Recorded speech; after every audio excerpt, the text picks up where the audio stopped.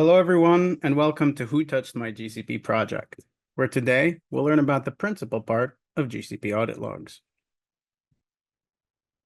Okay. Every day in our GCP environments, we could have buckets being accessed, jobs being run, big queries being accessed, and VMs launched. But unfortunately, we could also have security incidents.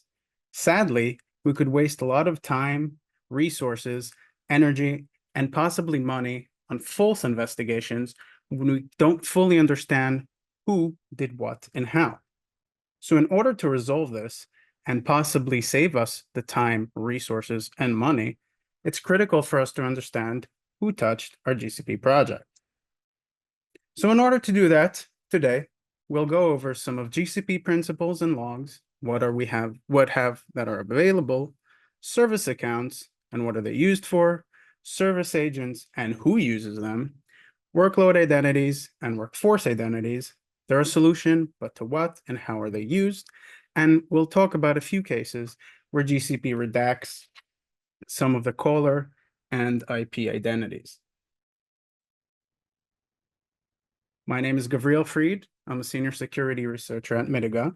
I have over 10 years experience in cybersecurity, and I'm an amateur percussive fingerstyle guitarist. So I'll try to leave you all on a high note. So now let's talk about some of our GCP principles and our logs that we have available. Right? Okay.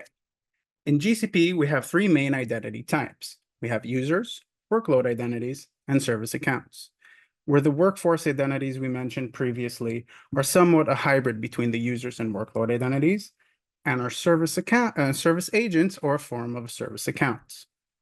Users are just like me and you, essentially kind of like human entities that are accessing GCP and connect with their email. A workload identity is an identity that allows an external workload, which could be workload like GKE, could be an external cloud provider, SaaS applications, and more.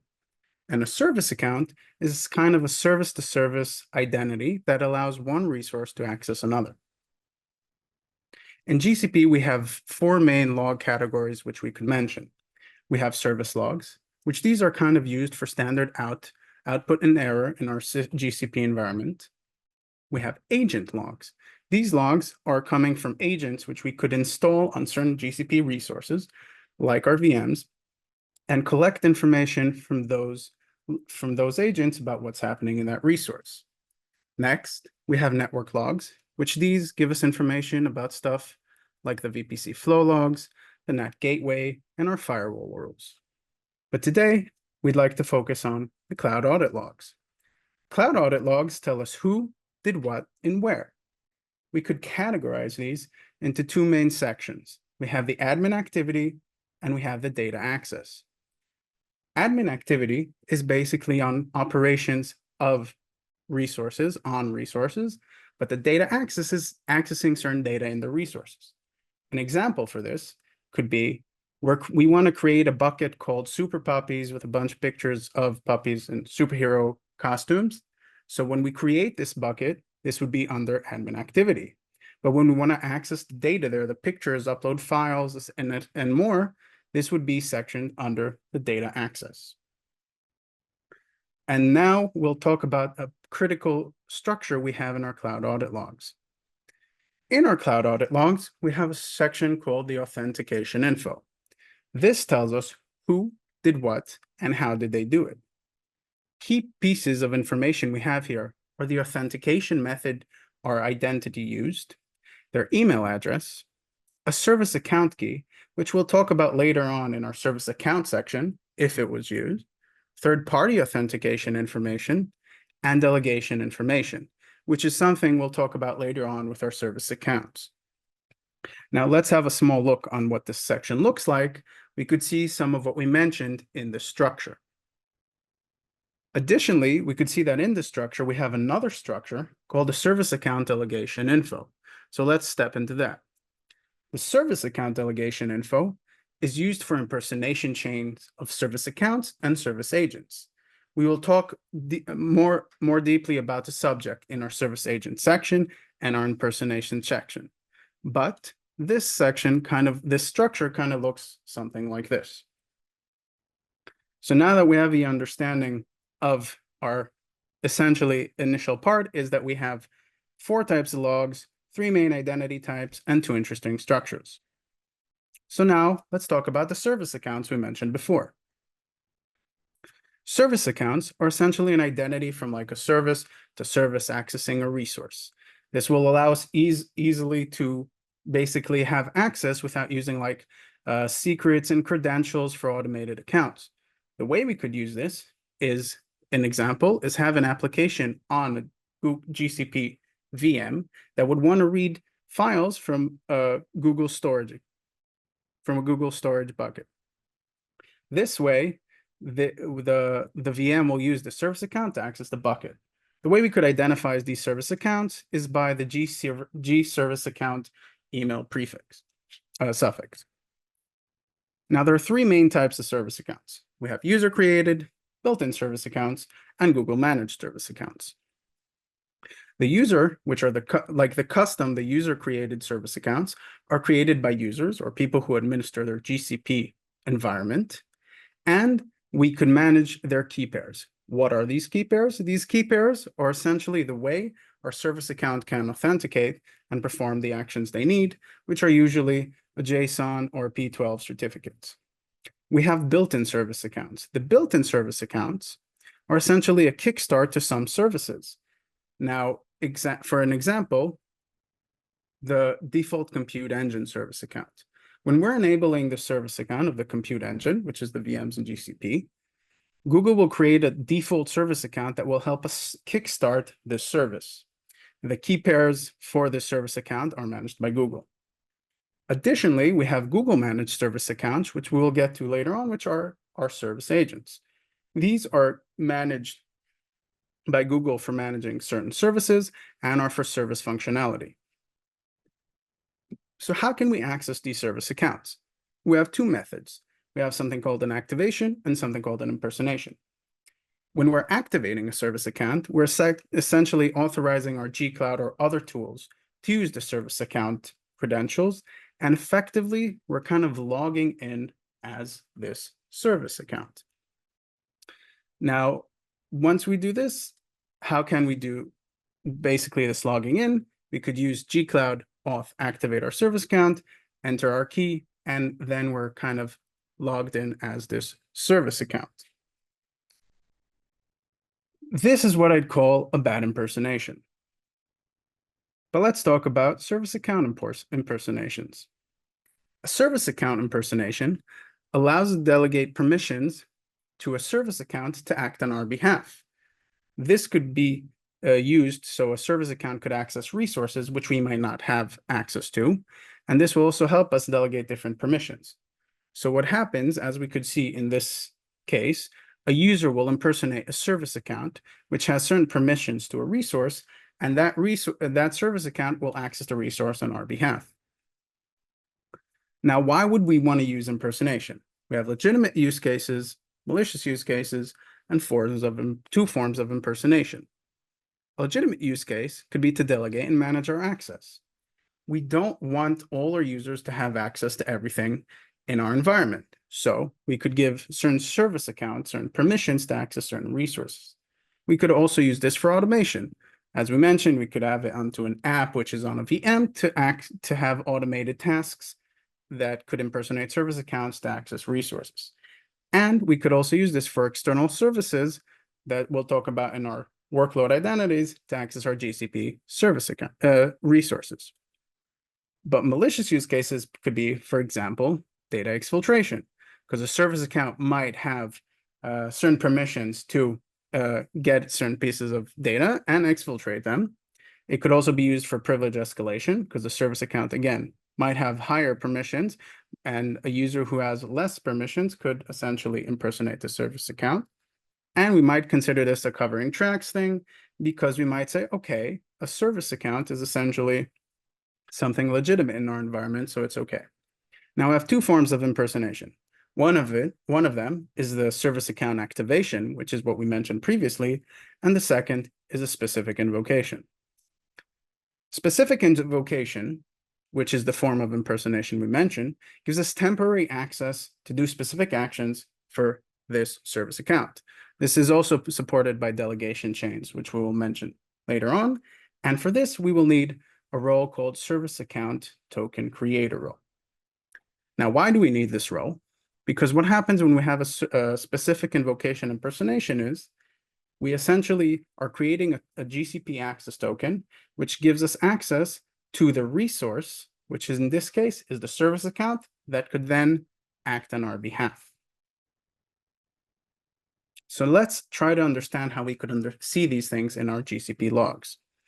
When we activate a service account, which we mentioned previously, and we're essentially kind of logging in as the service account, let's see what we have. In our principal email, we will see the service account, which we activated. And there's nothing else tied here because we logged in as the service account. Now anything in our G-Cloud environment is as the service account. We could see we have a service account key name, which could indicate there was a key used in this specific case. But if we are using our G-Cloud environment, we could revoke these credentials by using auth revoke. Now, let's talk about impersonation with a specific invocation and how I could see them in the logs. First, we will see in our principal email the username, the user who, in this, well, not always a username, but our principal email will be the principal who wants to impersonate a service account. Later on, we could see a method name, which is a generate access token, which, as we mentioned, generates our GCP access token, which gives us access to the resource, which is our service account that could then act on our behalf. And in our request and also in our resource details, we could see under our labels the email of the service account, which we would like to impersonate. And under the request, we could see that we're accessing a service account. So previously, we mentioned we have impersonation and delegation chains. So what is a delegation chain? A delegation chain is a case where one service account, for example, service account A in what we see here, doesn't have sufficient permissions, but certain service account B does. So what can we do here? We could have a user impersonate service account A, which could then impersonate service account B to access our resources. And when we have multiple impersonations like this is something we call the delegation chain. For this, we will need the get access token permission, and as we previously had, the service account token creator.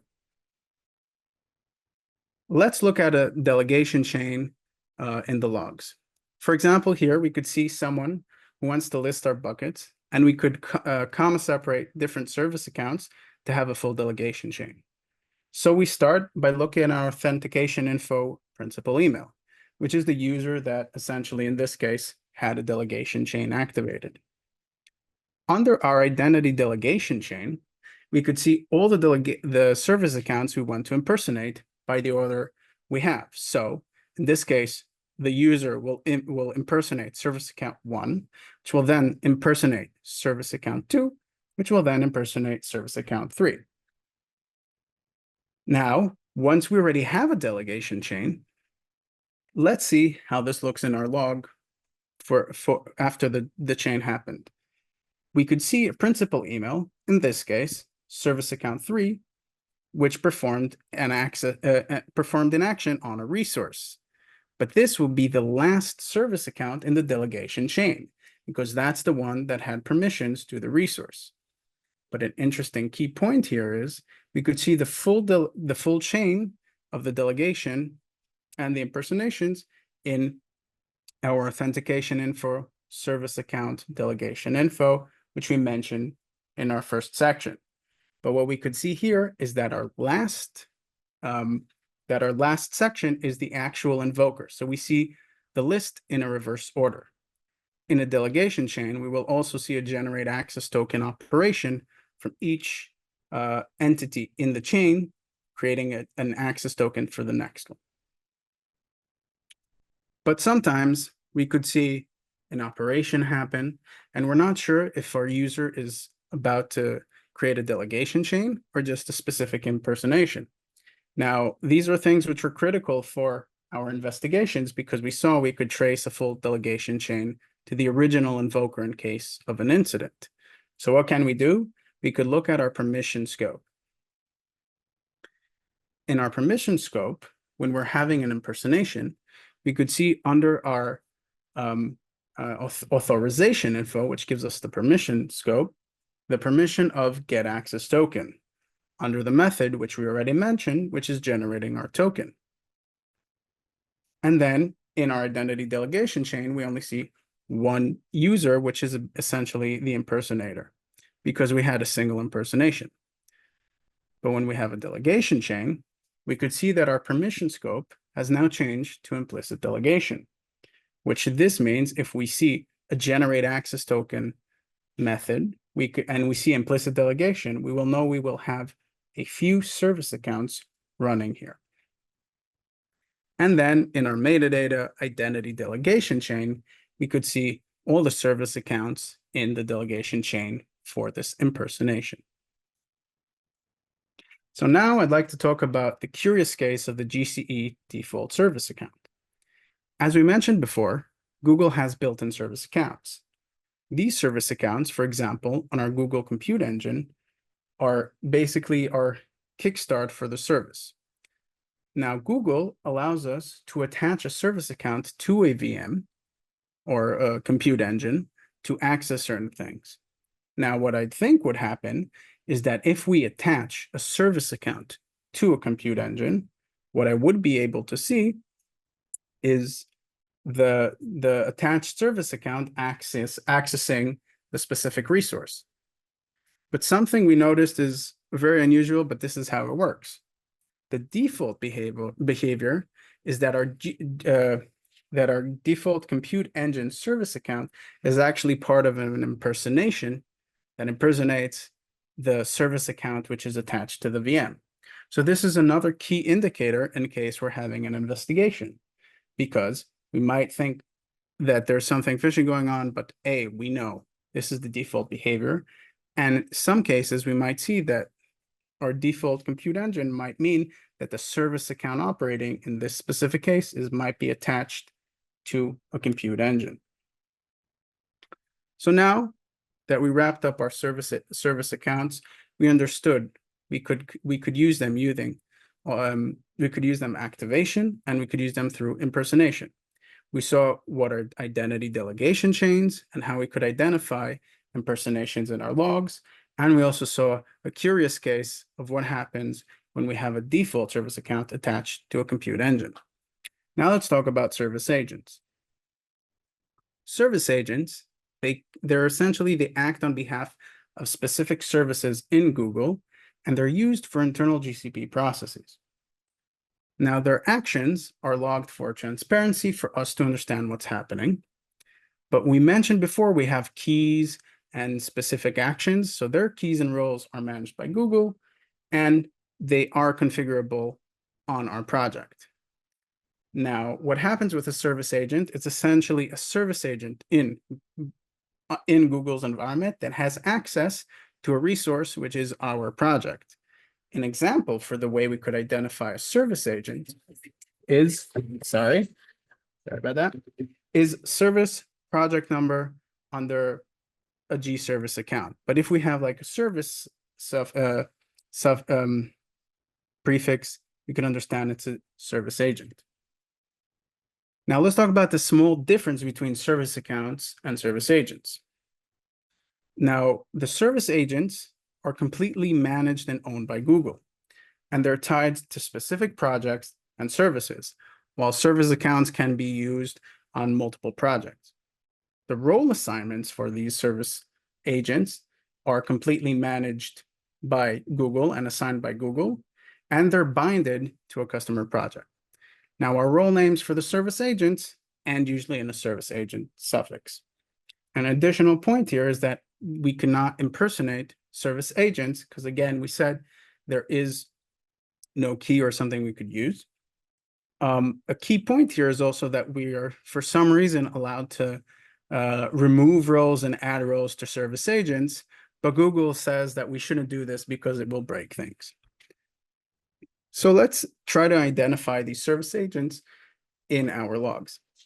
We could see here a project on a compute, basically project ID and compute, which is our Google Compute Engine default service account, which is something we mentioned before. We'll see this in our principal email. Oh, sorry about that. And then under our service account delegation info, we'll see our compute engine service agent, which is actually basically running things behind the show for the operations of our compute engine service account. So far, we understood the difference between service account and service agents. In service accounts, we understood the different ways we could use them, how we see the impersonation and delegation chains all around the logs. And in service agents, we understood that they are managed by Google and have access to our project. We saw the difference and how we could identify these in the logs. And now I'd like to talk about the next section, which are workload identities and workforce identities. Workload identities provide essentially an identity for an external application, cloud provider, workload to access our GCP resources. Now, what address are we addressing? What problem are we addressing here is our security risks and complex management. Why? Because if we want to possibly have access externally to our GCP, we don't want to have credentials lying around because they're a security risk, and we don't want to have to manage external identities in complex ways. So the way this is provided a solution is through keyless authentication, and we have trust with external identity providers. This will essentially be done with a workload identity pool, which will have a trust with an identity provider and allowing a workload identity access to our GCP environment. So now let's try to understand how the workload identity federation works to access our GCP environment. First, we start with our application, or in this case, our entity source. This will authenticate to its external identity provider. Once it's authenticated, it will get its credentials back. Our external workload will then send its credential to the Google STS service, which is a security token service in GCP, assuming we have the trust. Then the STS will provide a GCP access token back to our entity. And with this access token, do we remember what we could do with these access tokens? We can then impersonate a service account in GCP and access our resources. So let's try to see how we could identify these stages in our logs for forensic investigations. First, we mentioned we will need an STS token, so we could then generate a token for impersonation. So when we see, in this case, is a workload identity coming from AWS in our principal subject. Now, this is critical for investigations, because if any of you know AWS, we could see a lot of important information here. We could see the account ID, we could see the assumed role name, and even the session ID from AWS, meaning if there is an incident that starts in AWS, we will later be able to trace it in GCP if it affected our GCP environment. Under our metadata, we will have a section called the mapped principal. The map principal is the way that the external workload, in this case, our AWS assumed row, will be represented now in our GCP environment for any operation that we'll have. Now, we could see also that our method name here is the security token service exchange token. This means that we now see something from AWS requesting an STS token exchange, which could later get a GCP access token. And then once this is another example, but here I started with the map principle. Why? Because as we could see here, in our workload identity pool, there is a small name here that some of you might notice is the Azure pool. But what do we see in cases of Azure?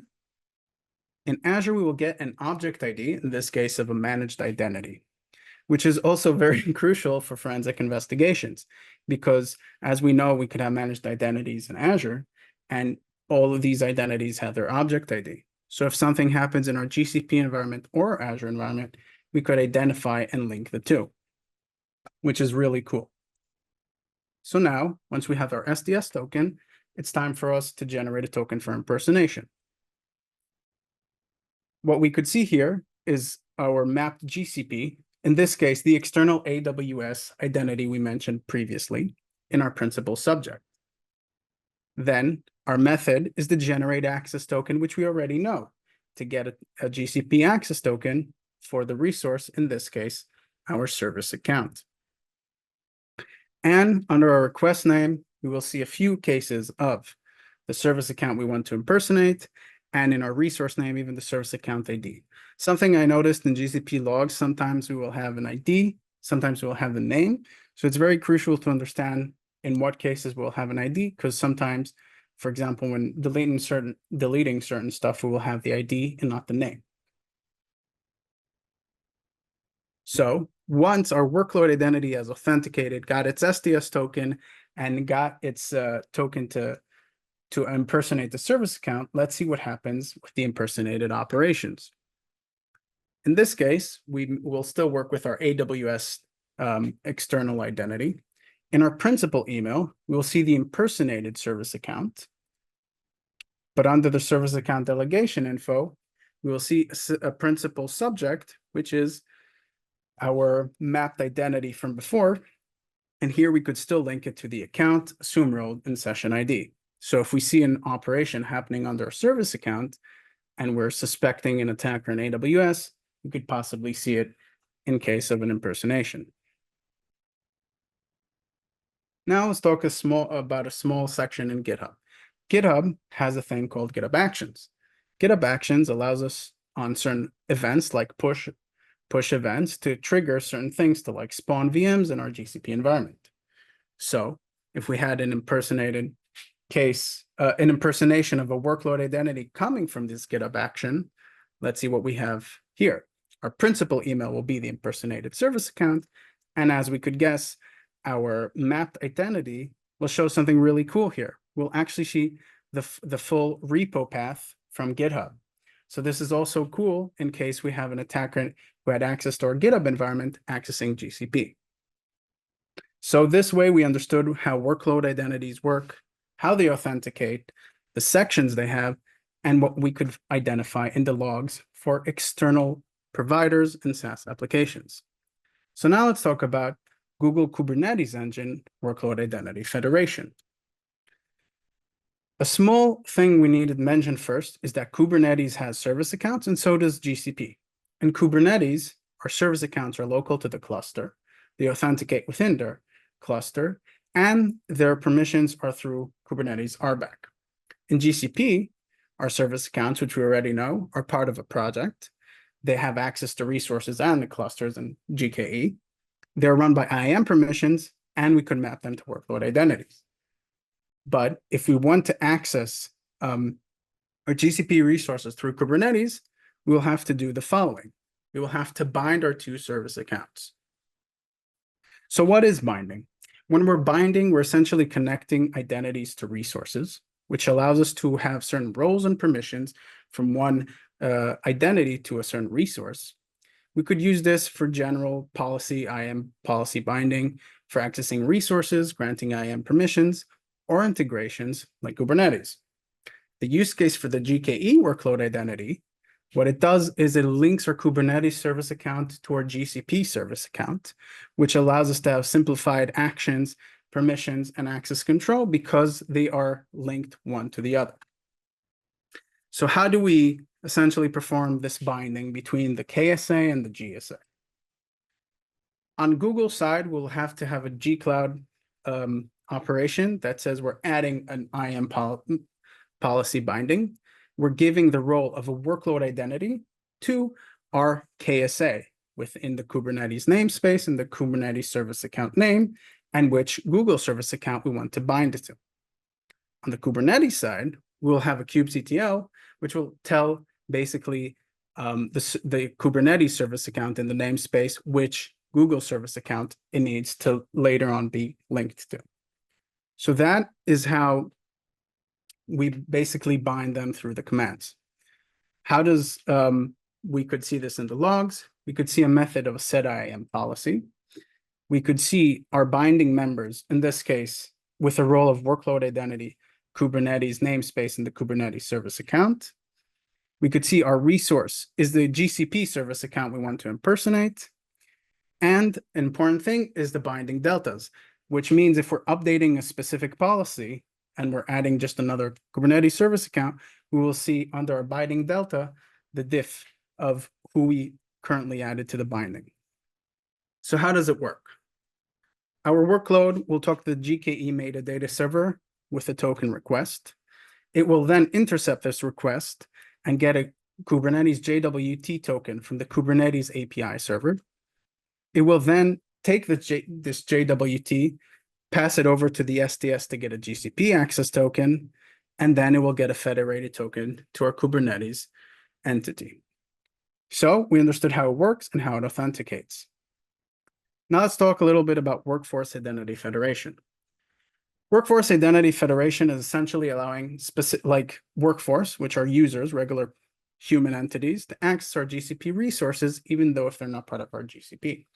This allows us not to sync entities. If anyone knows Entra ID, we could have syncs.